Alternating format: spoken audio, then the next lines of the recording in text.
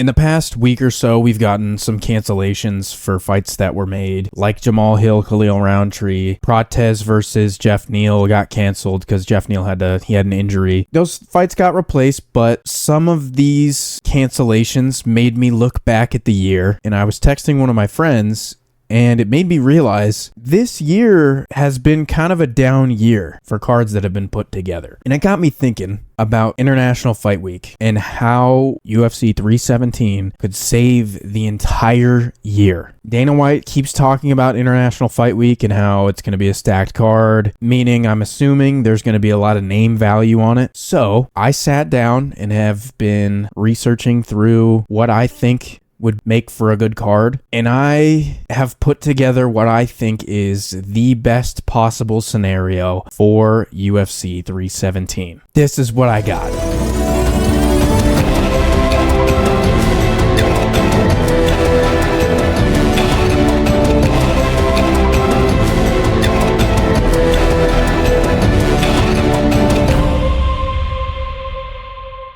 This competes, honestly, I think, with UFC 300 for name value and for how good it is. Let me know what you guys think. I'm going to go through from the bottom to the top and let you know why I think these fights work, why I think this is the best possible scenario. Let's do it. At the bottom, starting out the card, I have Kevin Vallejos versus Bill Algeo. Some people don't know who either of these guys are, I'm sure. I made a video solely about Kevin Vallejos. Go check it out. It's a pretty short, brief summary of who he is and his similarities to Ilia Topuria. International Fight Week needs to be either guys who were already big names or guys who the UFC wants to promote and sees the potential in so that they can get that name value out there. Kevin Vallejos is that guy. I think that putting him on this card boosts his stock. They get the chance to see who he is, what he's about, how good he is. And Bill Algeo is a seasoned veteran. Everyone, if you're not a casual, or maybe not a casual, but if you watch the sport religiously, you know who Bill Algeo is. Not a complete shitter that you're giving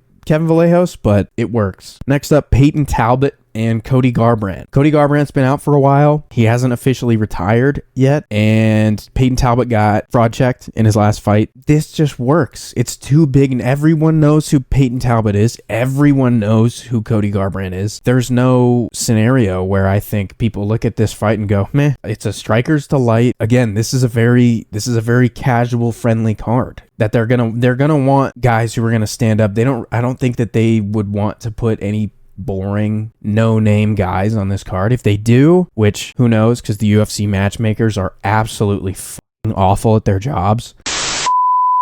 Anyways, this is a great fight. I said this in a Fights to Make video as well in the past. It only makes sense. After that, we've got Tracy Cortez versus Miranda Maverick. There's got to be a few female fighters on this card, just per usual. The UFC loves Tracy Cortez, name value, because she's attractive, and they know that people will tune into the fight because she's hot. But Miranda Maverick I think she's ranked decently high in the division. So is Tracy Cortez. I think they're both in the top 10. Oh, Miranda Maverick's at 12. Tracy Cortez is at 10. It's a ranked matchup. It's not like a complete shitter of a female fight. It's a solid matchup that starts to make movement in the division. We start to get to see who's possibly another contender for the belt at some point, maybe. Solid fight again. After that, Alexandre Topuria and Raoni Barcelos. Raoni Barcelos was the guy who fraud checked Peyton Talbot. Alexandre Topuria, he looked really good in his last fight. He just worked, what was his name? Genesee or like Genesee? What was his name? Thickness is what it was. Yeah. He just worked him the entire fight. Raoni Barcelos is going to have that value where it's like, oh, he's the guy who stopped Peyton Talbot. Like, can the other Topuria get past him? It sets like a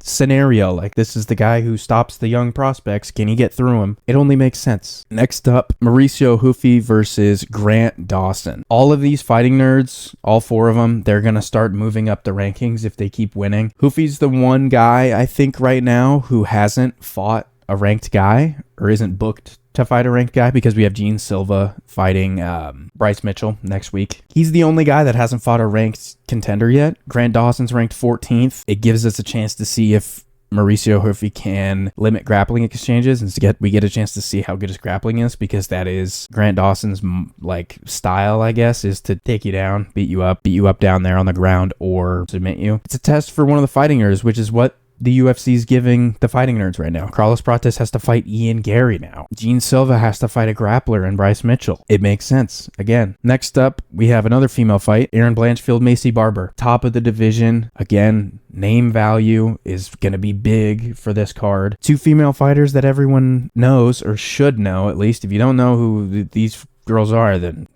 take a hike. Top 10 female fight, starts to make movement in the division, starts to set up contenders for the belt. There's no way around it. Patty Pimblish and Manny Moicano. How has this fight not been made? I'm putting this here solely off of the fact that I don't think Patty's going to get slapped by Michael Chandler. I think he's going to win. And then I think that they're going to want to make Patty have a quick turnaround, kind of boost his stock even more and give him a highly amped up fight, which is this. These guys have been talking for like a year now, and how have they not fought? I don't know. Assuming Patty beats Michael Chandler, he'll be, imagine, just cut to like Patty getting just absolutely slapped like Tony Ferguson.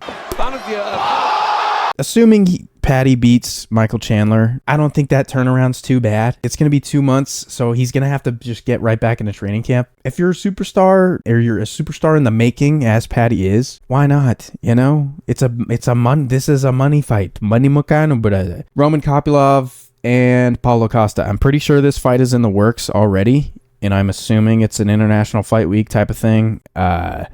This is what Costa versus Strickland was supposed to be, I guess. You know, we know how Strickland fights. He's boring as all hell. Roman Kopylov is the opposite of that. He's trying to actually kill you. Costa is trying to do the same thing. This is violence. This fight is just pure violence. Why would they not put this on the card, you know? It's already in the works, so I'm assuming that this is going to be on the UFC 317. If not, it should be made at some point. Next up, Kamaru Usman and Joaquin Buckley. Usman's been out for a while. I think his last fight was against Chimaev, which was God knows how long ago now. Buckley's been saying that, you know, he wants a matchup. He looked really good against Colby. Like, he just mauled Kobe really, really bad. Buckley will talk shit the whole time in the lead up to the fight. So will Usman. Usman's been out for a while, looking for a fight, I'm sure. So is Buckley. Perfect way to start the main card also. They're going to be talking shit the whole time leading up to the fight. Cut to like money signs popping up on Dana's eyes with this fight.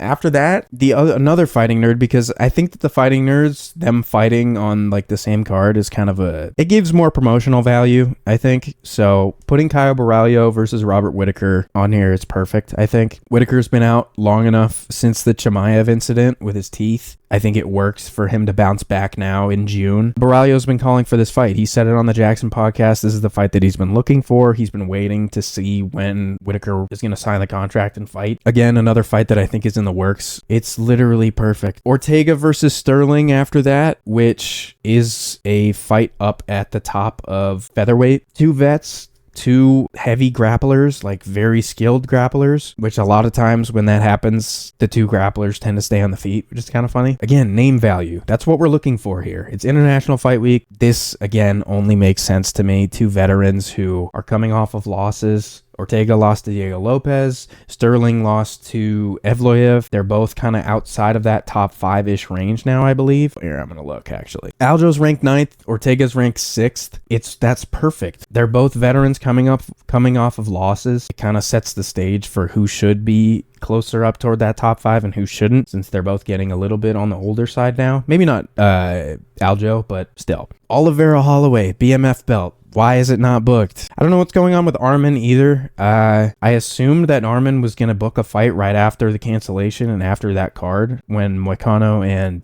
Makhachev fought, but it didn't happen. And now we're just like waiting around, and he's like doing pull-ups on a yacht or something now, is what I saw recently. Like, he's like out on vacation. So give us the fight that we didn't get a long time ago when Oliveira hurt his neck, it was like a nerve in his neck or something. Just violence. This is just violence. I think the BMF title's kind of stupid, to be honest with you. They put the BMF title on the line for the UFC 300 card. I think they're only going to bring it out for like these special occasions, so it only makes sense for them to book this. Charles is waiting for a fight. He hasn't gotten a fight in a while since the Michael Chandler win. Holloway's taking a little hiatus since getting knocked out by Ilya. He should be back now. Are back signing a fight now. Perfect. Perfect. And then the 2 title fights. This would feed families. John Jones versus Tom Aspinall and Islam versus Ilya. Ilya has said that he's not going to take a fight that is not a title fight. Let him do it. Why not? Imagine his back to back. Volk, Max, Islam. Back to back. All wins. All KOs maybe. Who knows? John Jones, the GOAT of the sport, fighting the guy who's been waiting to fight him for so long, defended an interim title. We all know the backstory. I don't need to tell you. This is beautiful. I'm proud of this. Let me know if there's anything else that I missed. Maybe I missed something that worthy of being on this card. I think that this is perfect. I think all of these fights have a lot of name value, and that's what the UFC wants. I don't think that Aspinall versus Jones is going to happen. I think Jones is going to retire. I think he's trolling Aspinall right now, and I think he's doing a great job of it. I think that he's purposefully kind of trying to waste Aspinall's career away because he can. He's doing like a Mayweather thing. You know how Mayweather did that. He selected fights that worked in his favor very, very well, which is what John Jones does also very, very well. That's why they're the best ever. I don't think it's going to happen. I called this a long time ago. I was right about the whole Conor thing. When Conor was booked to fight Michael Chandler, right when that fight got booked, I was like, that's not happening. I knew for a fact Conor was never coming back. And I'm right. He's not coming back. He came out the other week and said that he's like, I don't see myself fighting again. I don't understand your base. I don't want to fight. That bare knuckle. He's on about this bare knuckle bullshit.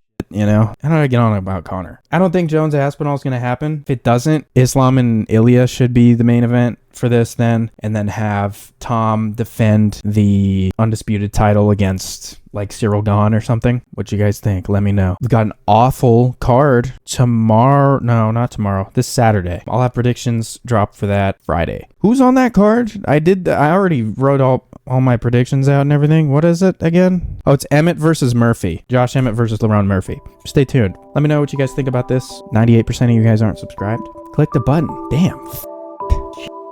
Click the button. Like and subscribe. I'll see you in the next one.